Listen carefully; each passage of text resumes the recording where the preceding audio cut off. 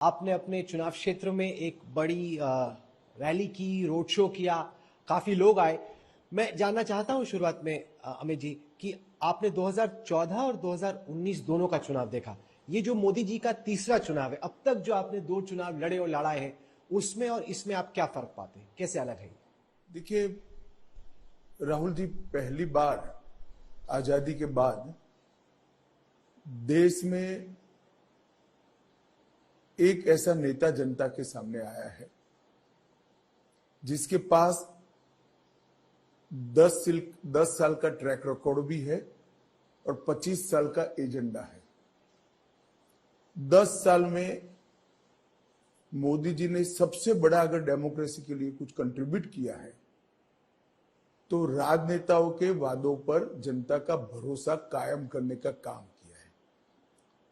पहले प्राय जनता मान चुकी थी कि चुनाव के वक्त राजनेता बोलते हैं, अब छोड़ो भाई क्या हिसाब पूछना है, तो बोलते हैं चुनाव में। मगर आज मैं दावे के साथ कह सकता हूं और रिकॉर्ड के आधार पर कह सकता हूं, 14 से 24 में भारतीय जनता पार्टी के सारे वादे हम समाप्त कर 24 में मैंडेट मांगने के लिए जा रहे हैं। ये 10 साल में देश को भ्रष्टाचार की गर्त से बाहर निकालने का काम नरेंद्र मोदी जी ने किया है। 30 साल के अस्थिरता के शासन के अंदर जो सरकारें बनी मिली जुली, उस वक्त भ्रष्टाचार का बोलबाला रहा और यूपीए की 10 साल की सरकार ने तो सारी हदें ही पार कर दी। 12 लाख करोड़ के गप्पे घोटाले भ्रष्टाचार हुए।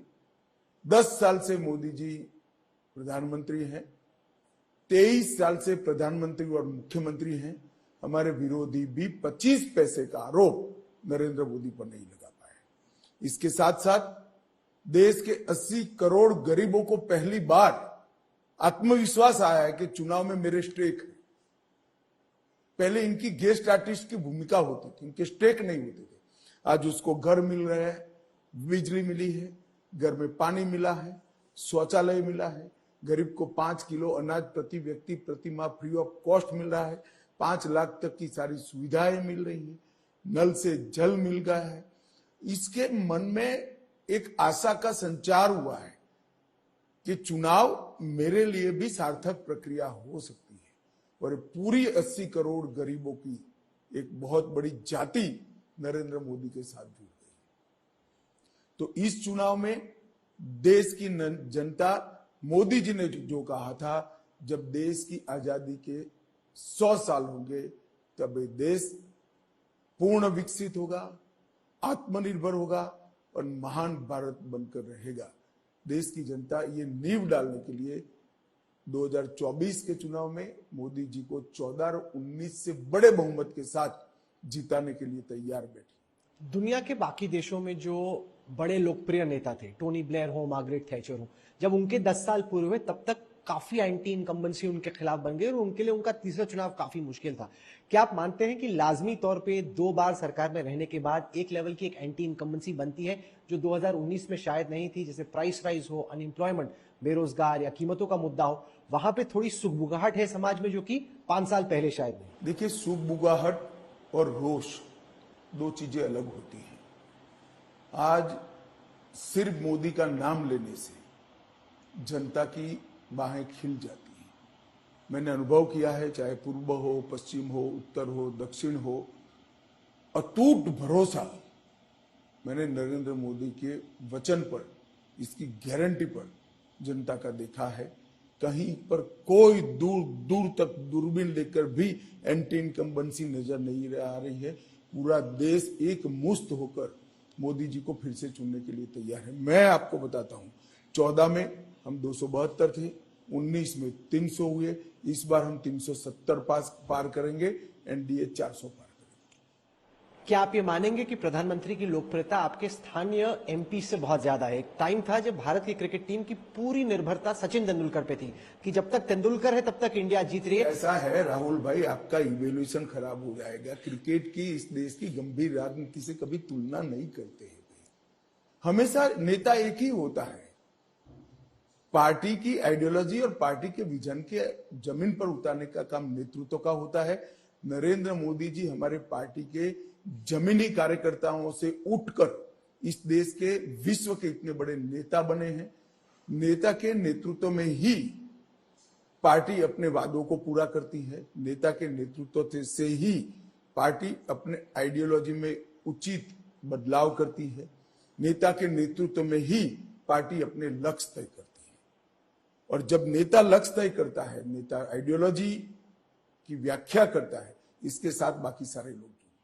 आप कह रहे हैं कि हमने जो कहा वो किया, ऐसे में भाजपा का संकल्प पत्र बहुत अहम हो जाता है, क्योंकि जो आप कह रहे हो अगर आपकी सरकार बनती है तो उसका आंकलन करने की जरूरत है। इस दफा आपने कहा है कि यूनिफॉर्म सिविल कोड बनेगा। मैं जानना चाहता हूं कि जैसे आपने उत्तराखंड से स्टार्ट किया, आप स्टेट बाय स्टेट जाएंगे या अगर आपकी फिर से सरकार बनती है तो एक नेशनल प्रोजेक्ट के तौर पे पार्लियामेंट में एक बिल लेके आए? पहले एक बात समझ लीजिए, यूनिफॉर्म सिविल कोड बहुत बड़ा सामाजिक बदलाव है। जब संविधान की रचना हो रही थी, हमारे संविधान निर्माताओं ने इस पर डिटेल बहस की और उस वक्त उन्होंने ये तो स्वीकारा कि देश के अंदर एक यूनिफॉर्म सिविल कोड होना चाहिए, परंतु उस वक्त उचित समय नहीं लगा। तो अनुच्छेद 44 में संविधान के भाग 4 यानी directive of principle of state policies के अंदर इन्होंने देश के विधानमंडल और संसद को कहा है कि उचित समय पर पूरे देश के सभी नागरिकों के लिए यूनिफॉर्म सिविल कोड प्राप्त करने का यह देश प्रयास करेगा। अब मैं ये वादा देश की संविधान सभा का, देश के संविधान का देश को है और एक गाइडेंस भी है। एक प्रकार से कांग्रेस उससे वोट बैंक के कारण बिखर रही है कि ये नहीं होना चाहिए। भारतीय जनसंघ की स्थापना हुई तब से हम कहते हैं कि इस देश में एक यूनिफॉर्म सिविल कोड होना चाहिए। सारे डेमोक्रेटिक कंट्री में यूनिफॉर्म सिविल कोड है, भारत में भी होना चाहिए और अब समय आ गया है कि पूरे भारत के अंदर यूनिफॉर्म सिविल कोड हो। दूसरा सवाल आपका कि कैसे होगा। अभी उत्तराखंड में भारतीय जनता पार्टी की सरकार ने यूनिफॉर्म सिविल कोड को इंट्रोड्यूस किया है। इसकी सोशल, जुडिशियल और पार्लियामेंट्री दृष्टि से भी एक स्क्रूटिनी होनी है, इस पर बहस होनी है। हमने हमारे घोषणा पत्र में संकल्प भी रखा है, तो इसके बाद तुरंत बहस चालू होगी, परंतु भारतीय जनता पार्टी फर्मली मानती है रास्ता जो होगा वो होगा। हम देश में पूर्णतया यूनिफॉर्म सिविल कोड को लागू करेंगे। और आपके विरोधी बोलेंगे कि आप ध्रुवीकरण करने की कोशिश कर रहे हैं, आप पोलराइज करने की कोशिश कर रहे हैं, इसलिए आप यूसीसी लेके आए हैं। राहुल भाई, विरोधियों का दलील आप मेरे सामने रख रहे हो, मुझे समझाओ जरा, ध्रुवीकरण कैसे होता है? एक पंथ निरपेक्ष देश के अंदर सभी पंथ के अनुयायियों के लिए एक कानून होना चाहिए या नहीं होना चाहिए? यही तो पंथ निरपेक्षता की सबसे बड़ी लक्षण है। कांग्रेस ध्रुवीकरण से नहीं डरती है, तुष्टीकरण कर कर बचा खुचा जो उनका वोट बैंक बचा है उसको कंसोलिडेट करना चाहती है। क्या देश आज शरिया के आधार पर चलना चाहिए? पर्सनल लॉ के आधार पर चलना चाहिए? कभी नहीं चला है देश। दुनिया के किसी भी डेमोक्रेटिक कंट्री के अंदर पर्सनल लॉज नहीं है। क्यों भारत में? क्योंकि आपको वोट चाहिए। कई मुस्लिम कंट्रीज भी शरिया के अनुसार नहीं चलते, आगे निकल गया जमाना। अब भारत में भी आगे बढ़ना पड़ेगा।